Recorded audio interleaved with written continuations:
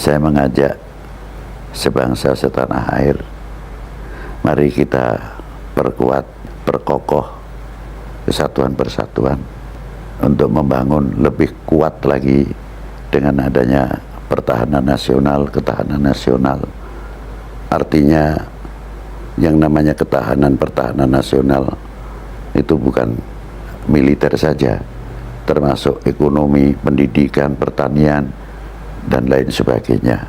Mari kita bangkitkan kembali, merasa memiliki, menghargai, handar beni kepada apa yang tumbuh di dalam bumi pertiwi ini. Itu diantaranya. Itu satu.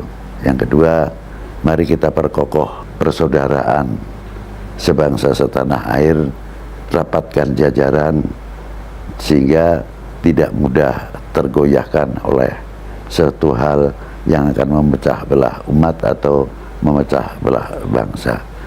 Jangan sampai kita ini menjadi bangsa yang mengecewakan para leluhur yang ikut andil besar di dalam memerdekakan bangsa ini dari belenggu penjajah dan kebodohan.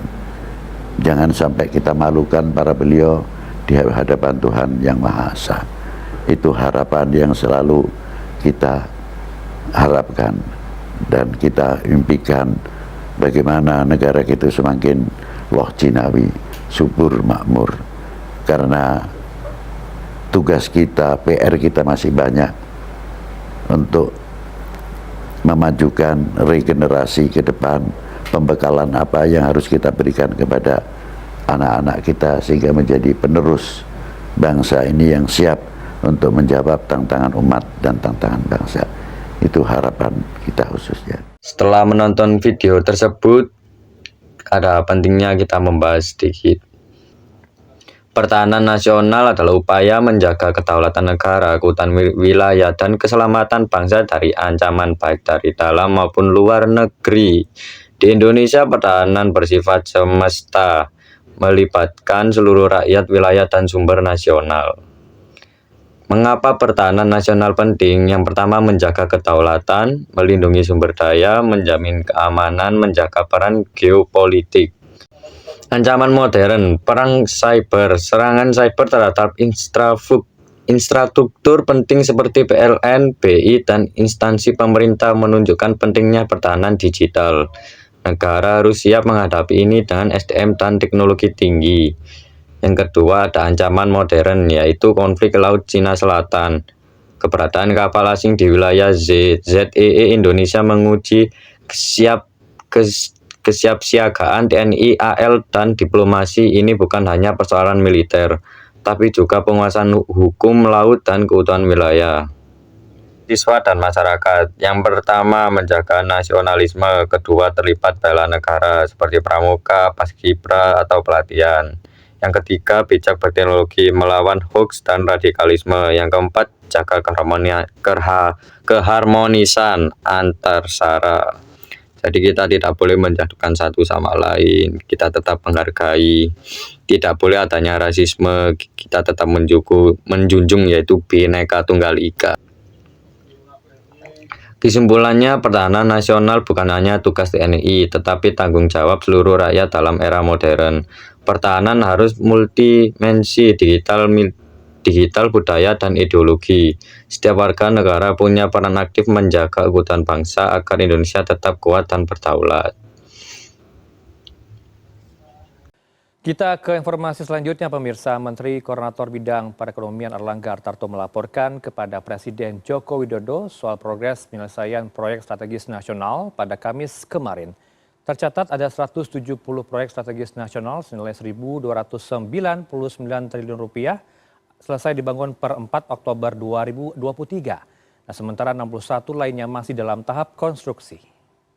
Nah, kalau kita lihat di tahun 2023 ini, kita lihat sampai dengan 4 Oktober ada 17 proyek yang nilainya 259,41 triliun.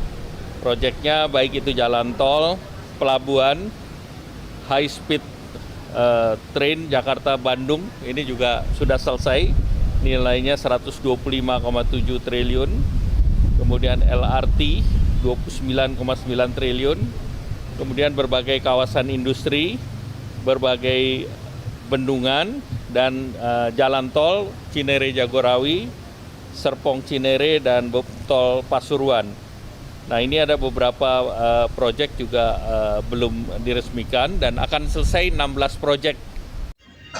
Apa itu strategi nasional? Strategi nasional adalah rencana besar komprehensif yang dirancang oleh pemerintah untuk mencapai tujuan-tujuan fundamental bangsa. Ini melibatkan pengelolaan seluruh sumber daya nasional secara sistematis dan terintegrasi. Yang pertama, cakupannya cukup luas, meliputi aspek politik, ekonomi, sosial budaya, pertahanan, dan keamanan.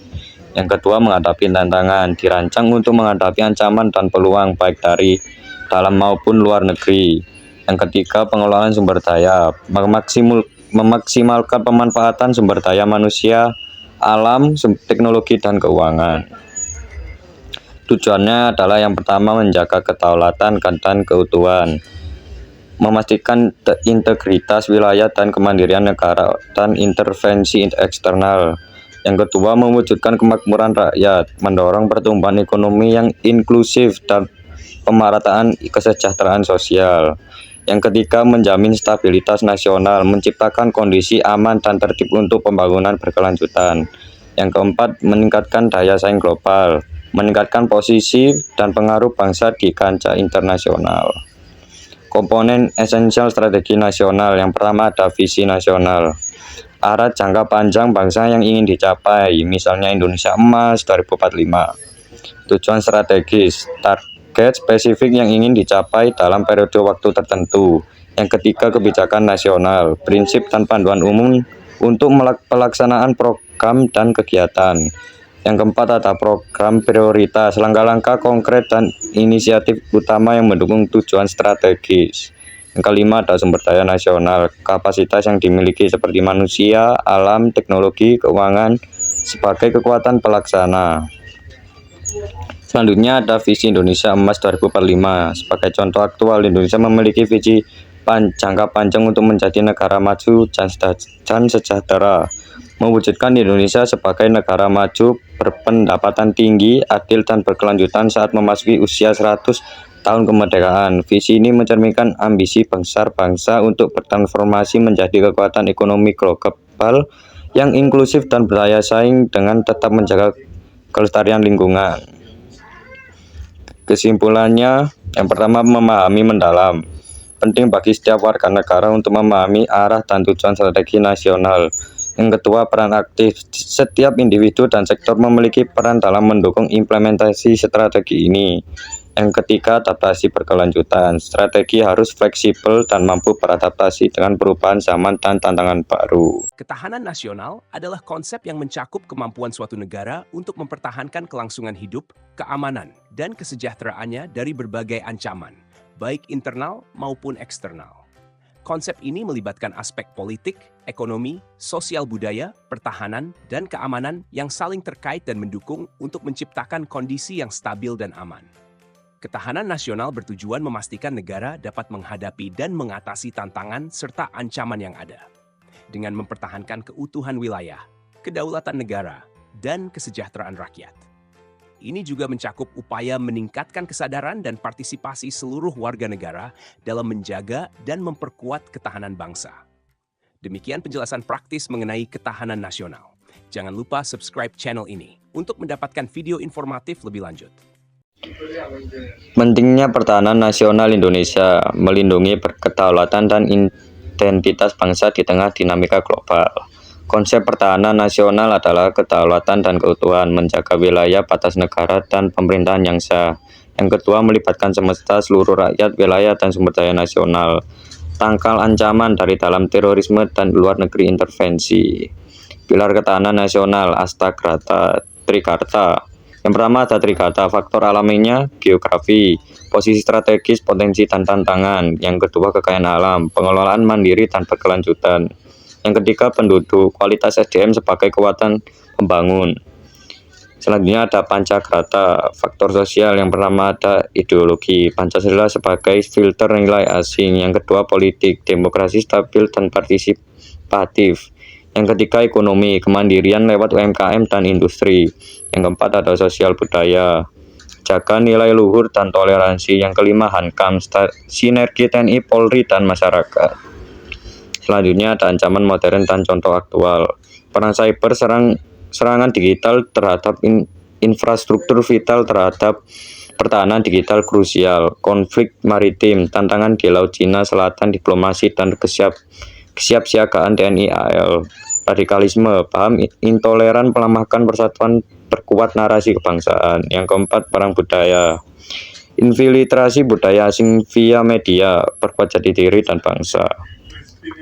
Strategi implementasi ketahanan nasional. Yang pertama ada jangka pendek, tangkis hoax, kuatkan wawasan kebangsaan, bantuan sosial tepat sasaran. Yang kedua ada jangka menengah, tingkatkan SDM, kemandirian pangan dan energi, modernisasi alutsista. Yang ketiga jangka panjang, transformasi digital terhadap hukum, pemerataan pembangunan daerah. Kesimpulannya dan peran kita. Yang pertama, jaga nasionalisme, cintai bangsa, kuatkan persatuan lawan hoax. Yang kedua ada bela negara aktif, pramuka, paskibra, dan pelatihan sipil.